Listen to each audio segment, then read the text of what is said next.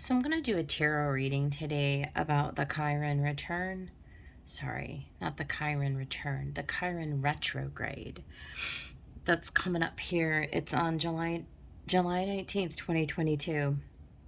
Now, because I'm in North America, I have this chart set out for it's 8:21 p.m. Central Time.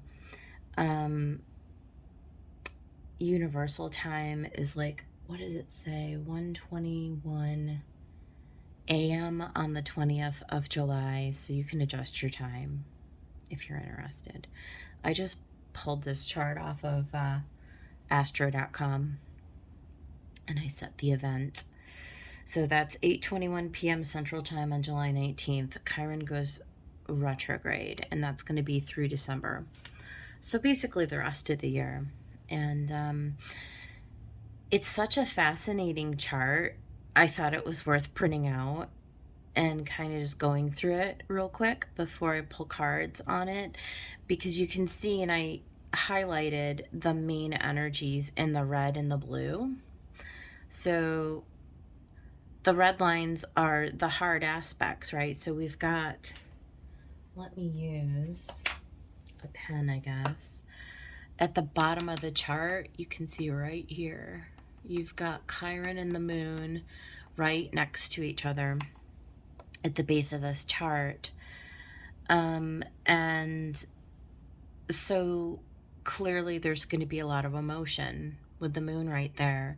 And Chiron is called the wounded healer, and that's for a very good reason, right? Because it highlights where we may have deeply subconscious wounding, and then furthermore, depending on where your Chiron is placed in your birth chart, right, throughout your life, there are themes that will sort of revolve around where that Chiron is placed. And so when Chiron goes retrograde each year, as it does, it's sort of like wherever it happens to be roaming around in the zodiac is where we sort of get like a chance to shine a light in on that particular placement. And so you can see it's in Aries. So Chiron is transiting through Aries. Now, for my Generation X fellows, we were born with Chiron in Aries. So some of us have already gone through our Chiron return. Others of us will be going through the Chiron return, depending on where you're born. Now it's at 16 degrees, so it's like right in the middle of the sign. So it's got a ways to go. But if you were born between like 1968, 1977, you may have Chiron in Aries. Now, at the beginning and the end and through retrogrades, you might have been dipping from Pisces into Aries if you're 1968. And if you're 1977, you might have dipped out of Aries and into Taurus. Okay, so, but just generally speaking, that's the time frame for people who are going to super identify with the Chiron in Aries. But anyway, so let's talk about this chart a little bit. This is pretty big energy. The reason why I wanted to do this is because if you'll see on this day, the 19th of July, we've got Pluto at 27 degrees, exactly opposite the sun in Cancer at 27 degrees. That is, now look, the sun only stays, in its degree for a day, but it just so happens to coincide exactly with this Chiron moon event. And so, I mean, it's a pretty explosive energy, right? Pluto, sun, I mean, we're talking about ego drive, ego needs. And don't just think of it as, you're going to be expressing, though you may, with Mercury that moves right into Leo at the first degree. Yes, it may give you like an impetus to get surly and mean and ugly, right? And to feel this drive or this need to express from a place of pain. But conversely, it can also because of, well, where this chart is, we've got Pluto on the ascendant and Sun on the descendant. May also come off as a, like, an effect of feeling disempowered, you know? And I'm just looking at this going, man, isn't this perfect for Chiron going retrograde in Aries, which always has to do with our identity and our ego. And think about all of the hot topics in the world right now surrounding identity and identity politics and all this other nonsense that I don't really get involved with. But I'll be honest, yesterday, for the first time, I really kind of took a look at it and sort of asked myself a lot of questions about, what is the identity? What does that mean for people? Like, are people sort of misplacing their ideas about, assigning parameters to what it means to to their identity? What does that mean? It's just weird. I guess as a personally, as a person who does not spend a lot of time identifying with this body, like, in other words, I identify as like a soul or a spiritual being, just like having an earthly experience in this body. And so somebody might be able to argue that in a sense that's sort of like suppressing or denying my earthly presence. I mean, one could argue that, and I couldn't necessarily say that that's wrong. But then conversely, we have a lot of people who do not see it from that place, and who very much identify with their being and their personality and their body, and whatever the identity that they've constructed for themselves. And they're very much coming from that place of ego, which we need in order to root ourselves down in this existence, in this plane. I mean, it's just a fact of reality, right? So there's a lot of interesting dynamic here. And it's a hard dynamic, right? There are likely to be, at the very least, there's going to be some kind of a manifestation here where, you may be questioned. There can be a lot of self-worth issues with Chiron and Aries, right? There can be a lot of feeling like people are not valuing who you are, you know what I mean? And you yourself may find yourself feeling like this need to break through this invisible barrier, almost, of like being able to assert yourself or assert your needs or wants, or to somehow feel like you need to validate your existence. Almost, it's that kind of energy here. And that's why I decided this is a fascinating chart. And I haven't seen anybody else online really, but then again, I'm not really like following a lot of people right now. So somebody out there is probably talking about it. I'm not aware of it. So I thought, when I saw this chart, I'm like, ooh, this is compelling. I need to do a tarot reading on this, because it's the whole like everybody. This is going to affect everyone. There isn't anyone, no matter where you were born on the wheel, there isn't anyone who isn't going to feel this in some sense or fashion. Now, I will say, what is always opposing Aries? That's Libra. So I feel like the key to this whole chart is actually going to be found in Libra. Now, I want to just go back again to my Generation X people. And because Generation X,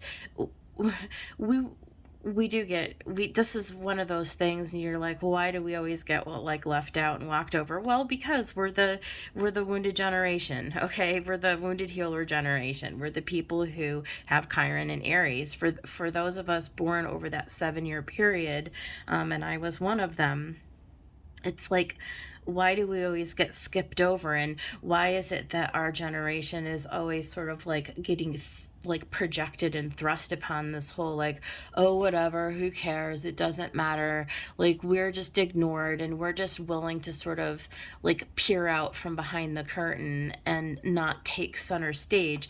I would argue that there's definitely that flavor, that influence of Chiron and Aries that sort of plays into that. Now, what's interesting is because Libra, right, which is justice, which is coming in with the opposing influence to Aries, where Aries wants to like push forward and to show the world who they are. Aries is all about the identity, it's all about the ego. What Libra wants to do on the other side is to come in and to balance those scales, right? So the solution to this energy, what if you put a point directly across from this moon Chiron, let's say here, and you were to connect the dots, okay, you would make a perfect square. And so that would stabilize this. I mean, this Pluto Chiron Sun is a very intense energy. Okay, it's not a small energy. It's a huge you know, you could have a real blow up that day if you are so inclined, right? If you you know, I'm just saying it would be easy to be triggered in some kind of a way, right? So and don't forget, you know, Mercury is just going into the first degree of Leo, so there's a lot of fire going on here, you know, with Aries and Leo. And so anyway, what I was going to say is, for those of us who were born, again, that 68, and this goes from like 1968 to 1975, we also had Uranus and Libra opposing Chiron. Okay, the whole generation has this. This is a generational thing. And so what's interesting about that is, you know, it kind of just gives that unique flavor where I felt like Uranus helps this a little bit. So again, if this is your generational, I'm just talking to a specific subset of folks, you know, we're very used to having our Chiron and Aries, right? So for those people who were born before, or especially after, I think the younger generations, this is not an energy that would be like normal or that you would feel comfortable necessarily with. But for those of us who are comfortable with this, just know that there can be an opportunity here over the next couple of days, maybe the next week even, where, you know, again, there might be something that's triggered or something that sort of rises to the surface that's sort of, you know, you've kind of kept under wraps.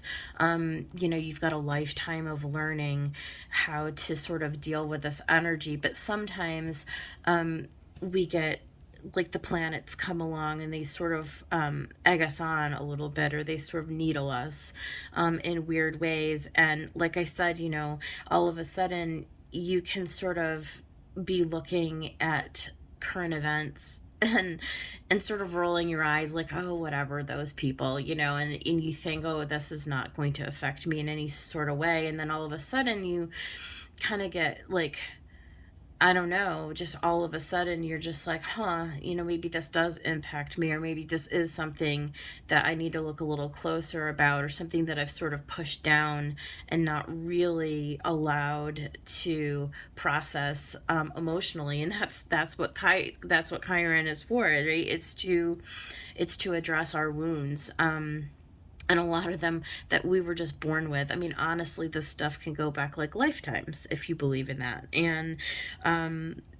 And so this just may be one of those setups in the planetary energy where something just sort of surfaces and comes in And suddenly you're just like, wow, where did that come from? And yeah, so it's an opportunity really to sort of deal with it.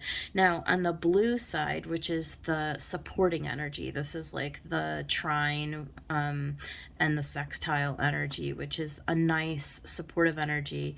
We've got at the base of that the Neptune in Pisces. And I like that because Neptune really does come in at 25 degrees of Pisces. And it sort of moderates, it sort of mediates this opposition between Pluto and the sun, and it makes things like where it can actually sort of like dissolve some of the tension. And again, you know, this imaginary opposition from Libra. So I'll be interested to know if there are people who have like a Libra ascendant, especially a Libra sun, that sort of a placement, on how those folks may find themselves being called to sort of come in and mediate during the next week. Something sort of suddenly comes up where you are approached or asked or put into a situation that is a little out of the norm, perhaps. And Libras, I don't know. I'm not a Libra.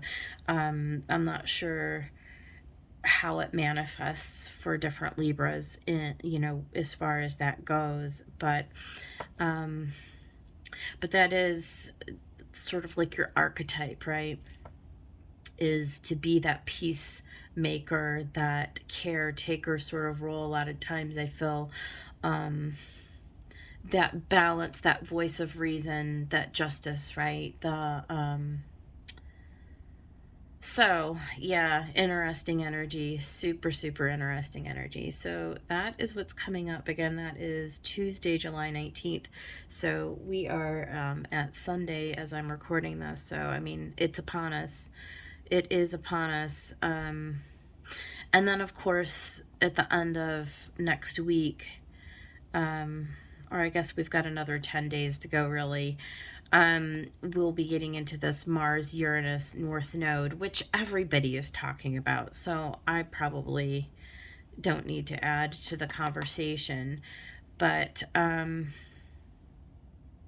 I feel like with regards to this chart, this cluster does have something to say about our value and our worth, I would say at the very minimal, right? Being the second sign from Aries and the focus being Aries, right, at this moment. And then we have this also supportive Saturn Venus trine here, or it's going to become a trine. It's not quite a trine yet. So, you know, again, these are all of the supporting energies. You know, we've got here and here, we've got here and here, but the main focus is going to be all of this emotion. It's going to be all of this. It's like really deeply rooted emotion. Okay. Again, for people who have this particular placement, you're kind of used to it, so it's not going to feel acute to you. But for people who don't have this placement, this can feel really off-putting. It can feel really like irritating, you know. So yeah, let's pull some tarot on that. We'll see what happens. All right, hold on a second. Let me clear the space and we'll get out the tarot. All right, I adjusted the camera. I got some cards out. So we're going to go ahead and get a reading for the Chiron return. Why do I keep saying the Chiron return? The Chiron retrograde for July 19th. Spirits, guides, and angels. Let's get a collective reading for the Chiron retrograde. What is the message for Chiron retrograde for July 19th? For the highest good of everyone, please. Yeah, debilitated, discomfort. And that's very true. People may feel very uncomfortable. It is uncomfortable to to have somebody question, like, your value, your worth, your identity, or to feel suddenly that there is a question about your identity, that's very uncomfortable. Pallas Athena, I think, it's that sort of like warrior. I mean, it's very Plutonian. It's very underworld. It's like the depths. Again, this is like energy that's, coming from a very deep rooted place that may be surfacing and may be very uncomfortable for some people, and it may cause people to lash out. I really would not be surprised to sort of see that. I'm going to get one more of these. What else for this Chiron? Oh my God. Let's try that again. What else for the Chiron? Retrograde do we need here?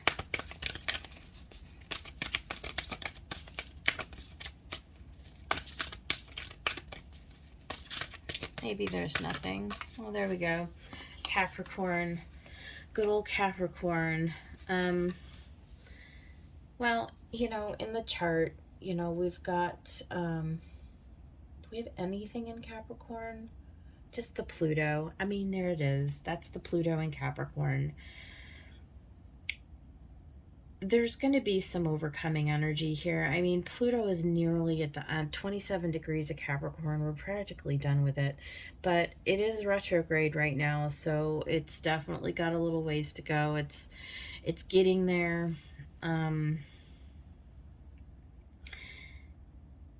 Tenaciousness, right? It's keeping your wits about you. It's tapping into your inner guidance, certainly, in a spiritual way. It's not allowing the emotion to overtake you, right? It's being able to sort of, in an earthy way, right? In a stable way, to keep trekking, to keep climbing, to overcome those obstacles, those hurdles. We're at the end of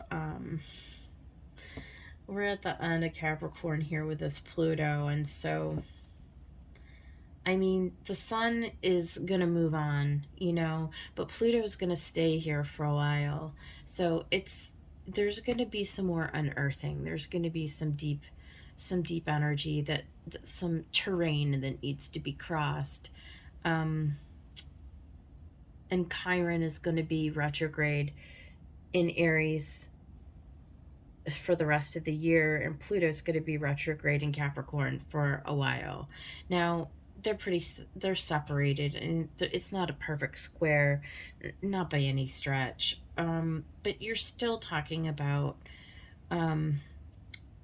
two placements of it's big energy, right? It's big energy, and so it is going to be uncomfortable terrain, and it is going to be something that you're going to have to fight to move through, I would say, in a general way. So let's just go ahead and grab some of these moonologies, and we'll pull some tarot on top of this. Spirit, what for? Okay. Honor your feelings. I mean, it's perfect. Honor your feelings. See the big picture. This really is, wounded healer energy with the moon in this placement. It is about honoring your feelings. It is about, like, not pushing it down, allowing it to surface, allowing it to rise so that you can deal with it. Now, I mean, I'm not going to get into these big issues, but like the whole like identity stuff that people are going through, and some of the younger folks, again, who have less life experience just by virtue of the fact they've been alive, well, like, not as long, right? I mean, these are all very triggering things right now. And then you've got like people who are of much older generations who are sort of pushing back on all of this. Like, what? Like, they don't understand, they don't relate, right? So it's uncomfortable for a lot of people, depending on which end of the pendulum you swing.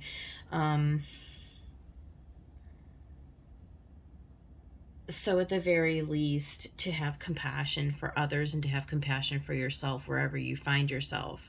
I think the most important thing, I feel like, again, I'm going to go to Libra on this, is not to find yourself in this, casting stones and being in this super judgment arena, because it is all about having compassion. So, first having compassion for yourself, having compassion for maybe, changing your viewpoint. Like maybe you didn't understand something, but now you're coming into an understanding, and having like understanding and compassion, and not being so hard on yourself because you're just a human being, right? But likewise, not being that, casting that onto, projecting that outwards into other people, and to understand that everybody is on a different trajectory. Everybody is climbing a different hill and navigating different obstacles. And I like how on Pallas Athena it says think about that, right? See the bigger picture. Understand that everyone is coming into an understanding of who or what they are. Again, some people understand that their souls, in like that they're much more than just this physical body and this physical incarnation. And some people understand that already, but other people are just now waking up to that for the very first time. So we've got to have a big picture, like this is Earth School, right? Like have some compassion, right? For yourself and for others. So I'll get off my soapbox on that one. Be proud of yourself. Absolutely. Absolutely. Be proud of yourself, even if it's taken you 50 years or 40 years or 30 years to sort of come to this fork in the road where you are now just seeing things for the first time. But like once you get that understanding, you can move forward, right? Like once you overcome an obstacle or a hurdle, you move to the next one, and then there's something else to be done. Be proud of yourself. And then finally, make time for self-love. I can't make this up. It's, look at last quarter moon in Libra.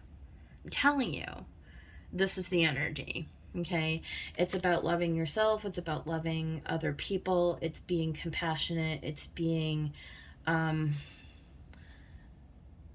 giving people some space, some latitude, like not be, yes, be triggered, that's fine. Allow the triggers to allow that stuff to come up, allow that stuff so that you could process through it, but just understand it, see it for in a bigger way, understand it to be what it is. Like it's just an opportunity to work through it, right? And it's necessary. Don't push it down, don't deny it, don't deny other people. Like allow them to, don't call them names like, oh, they're so fragile and blah blah blah. Like we're all fragile, dude. Like chill. Okay, so let's go ahead and get some tarot.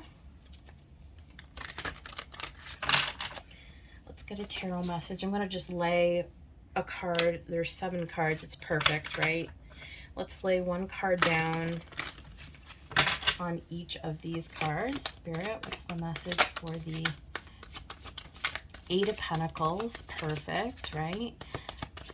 It's learning. It's working. It's being diligent. It's earth energy. Earth energy is good. We're just living in the earth. We're living on the earth. We're doing our thing. We're learning how to work with other people.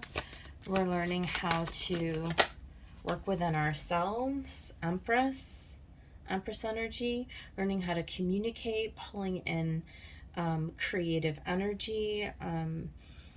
Again, there's that love and compassion sort of there. Pallas Athena and the Empress, I mean, that's a very like warrior, a wounded warrior archetype in a sense. It's really like pulling into yourself like a very higher level of, again, understanding your value and worth, loving yourself. I would say that self-love card kind of ties in here. Really stepping into a higher aspect, a more virtuous aspect of like who you are, understanding who you are, that you are more, like we all are, we're more than we kind of give ourselves value for. We're all much more than sometimes how we might want to see ourselves and others when we're looking in the mirror, right? There's something bigger there. There's something more divine there. And the Hierophant, it's our beliefs, Capricorn. Writing ourselves a new chapter in the book. Maybe looking at some of the old stories and the old narratives, and maybe realigning ourselves.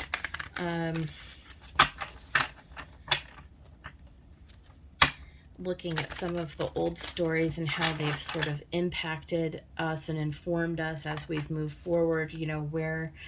Where do we need to go back and rewrite some of those pages and rip out some of those pages that just no longer resonate? They don't belong anymore. Like, what do we want to align ourselves with,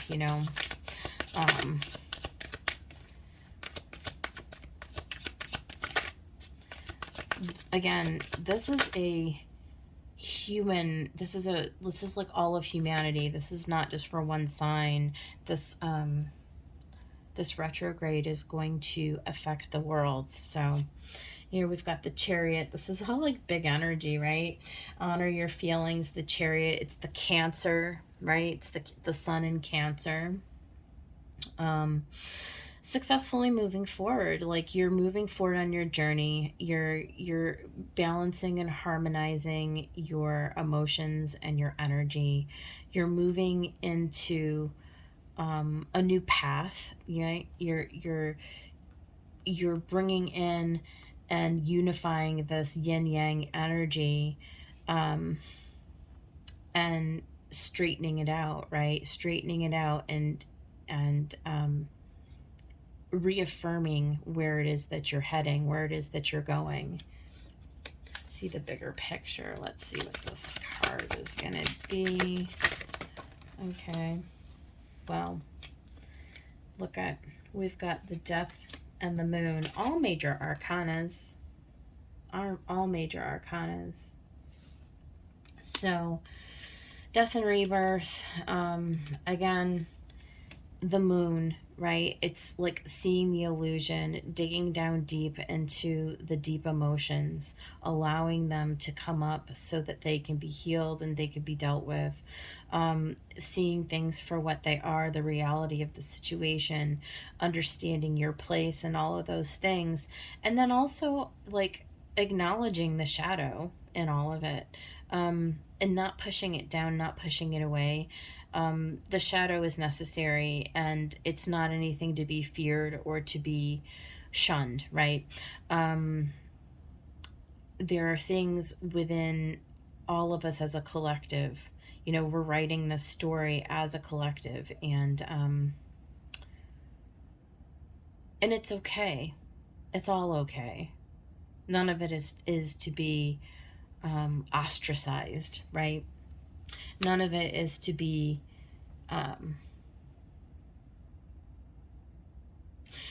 we go through it, we push through it, right? Capricorn and Cancer as an opposition, it's about acknowledging the feelings in Capricorn, but like pushing through it in this earthly kind of a way, this Capricorn Taurian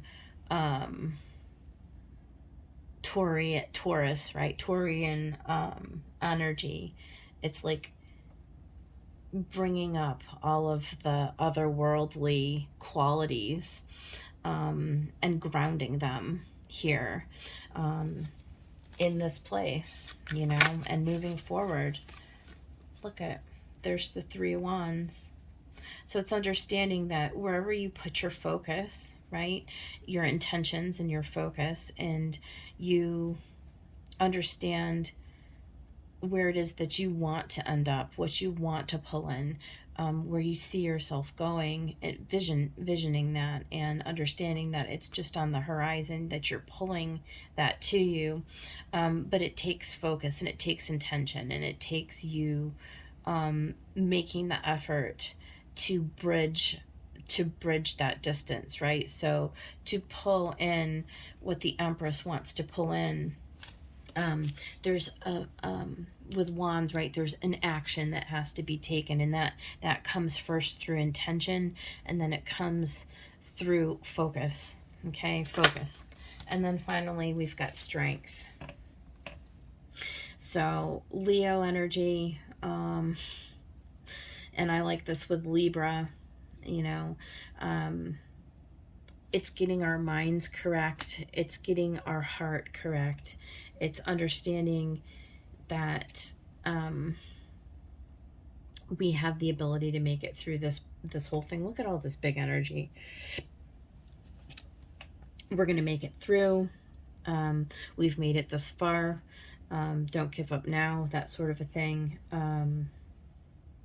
Calming down the dragon, right? I like how in this depiction she has subdued the dragon, right? And she's holding her heart in her other hand. She's got the sun and the moon on her shoulders, and she's balanced, right? She has fought long and hard to come into this sort of this heart-centered place, right? And that's what this Chiron is all about. It's about recognizing the victories and the battles that you've come through and the places that you've won. It's also about subduing any kind of rogue emotions that sort of surface now and that need to come up. And it's also about the battle moving forward. It's like taking your past experience and using that to inform how you move forward. So you've done this before. This isn't your first go around, right? And it's there's just this whole amalgamation of patience, of coming into an equilibrium, of being heart-centered, seeing the bigger picture. Again, have strength of heart to face what's coming up, and to be kind and gentle with yourself, and then with others. So at the bottom of the deck, look at that, I love it, we've got the Ace of Swords. So it's like a breakthrough. I feel like this is going to be a real opportunity over the next 6 months. A lot of people are going to have a lot of breakthroughs, depending on how much work that you put in, depending on how willing you are to face the discomforting reality that's around you and that's within you, depending on how willing you are to put yourself in the center of the storm and to allow yourself to be pulled into the growth, right? You know, you can resist it. We all do. There are plenty of opportunities that we don't take, and that's fine. They'll come back around later. But this is one of those opportunities that if you do face it and you do take it, where you're headed and where you're going, the potential of what lies here is a true healing, right? Honoring your feelings is, what's the word? It's like, in a sense, taking control of your feelings, but it's like mastering, I guess is the right word. It's like mastering the debility a lot of times of how in the past, you know, we've allowed our emotions to derail us or to take us off course or to get us off of our center. And here I feel like there's this real opportunity to finally death and rebirth, to come into a greater alignment and to come into a brand new cycle where a lot of that stuff that we've been holding in the depths, that's been haunting us, for many, many years, we're in a position to really pull that in and to really be able to finally overcome it, to really come to the end of the battle.